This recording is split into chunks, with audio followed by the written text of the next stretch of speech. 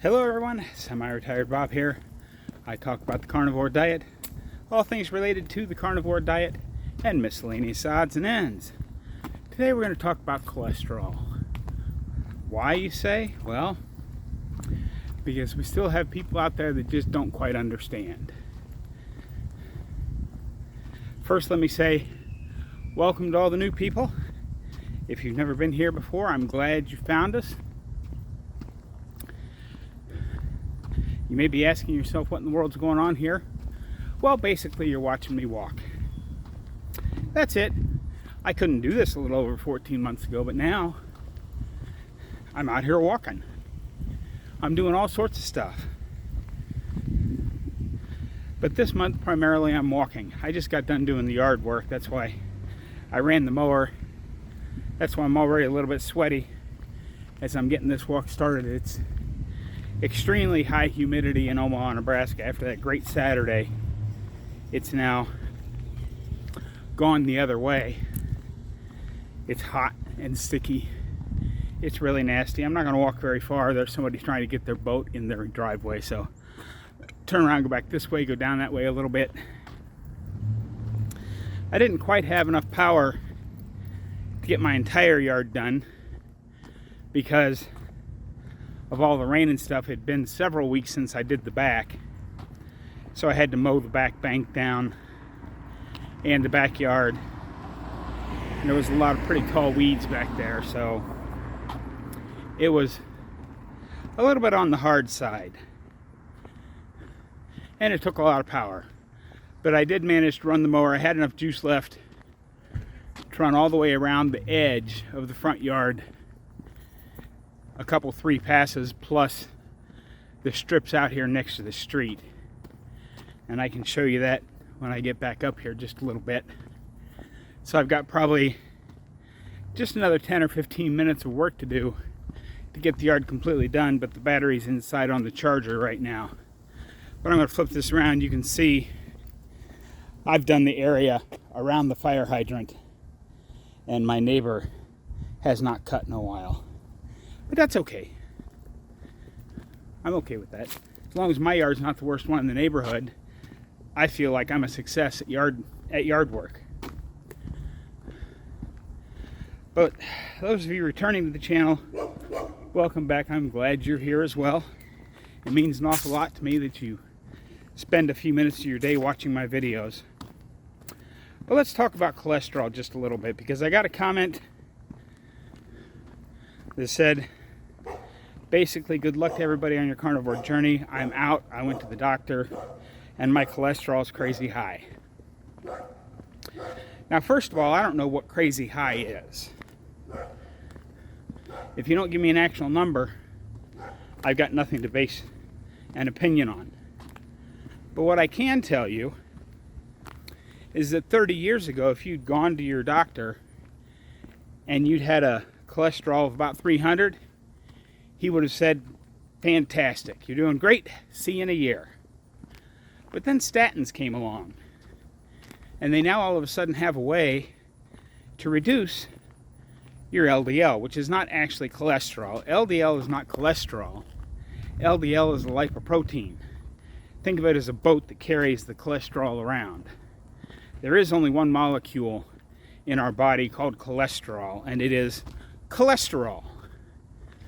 But anyway, now that statins have come along and become a $1 trillion drug, trillion with a T, they keep lowering and lowering and lowering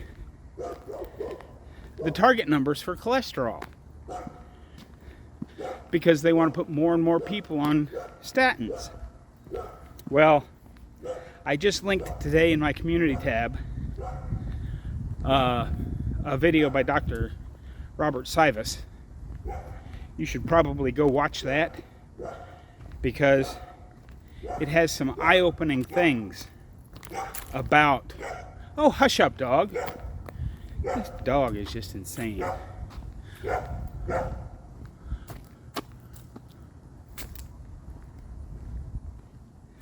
But some crazy side effect stats. The one that really caught my attention that made me want to share the video with you is that I'm not ready to lean. I'm going to walk back down to the corner again and back. Is, you know what the number one cause of heart disease is? Type 2 diabetes. You don't have to go look that up, but you can if you want. It's diabetes in general, and primarily type 2 diabetes, because that's what most people have.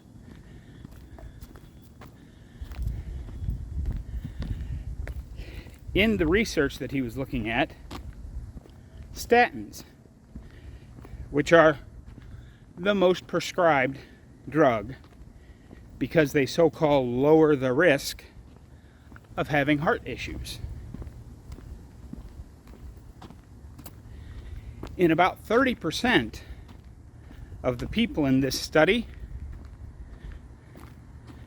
they developed type 2 diabetes while on a statin, and it went away when they took away the statin. Now, you can't claim cause and effect because there are no exacting, laboratory lock-in studies on this kind of stuff. But that seems to be pretty strong evidence that if you give someone a statin, 30% of the people develop type 2 diabetes, and when you take it away, it goes away. So it makes me wonder if I would have even developed type 2 diabetes if I hadn't been put on a statin 4 or 5 years before I was diagnosed with type 2 diabetes. It really makes you stop and think who's actually behind all this and what they're trying to do. But I strongly suggest you watch that video that I posted in the community tab about all of the side effects of statin. For those of you still in question about cholesterol, look up Dr. Paul Mason and just type into the YouTube search engine Dr. Paul Mason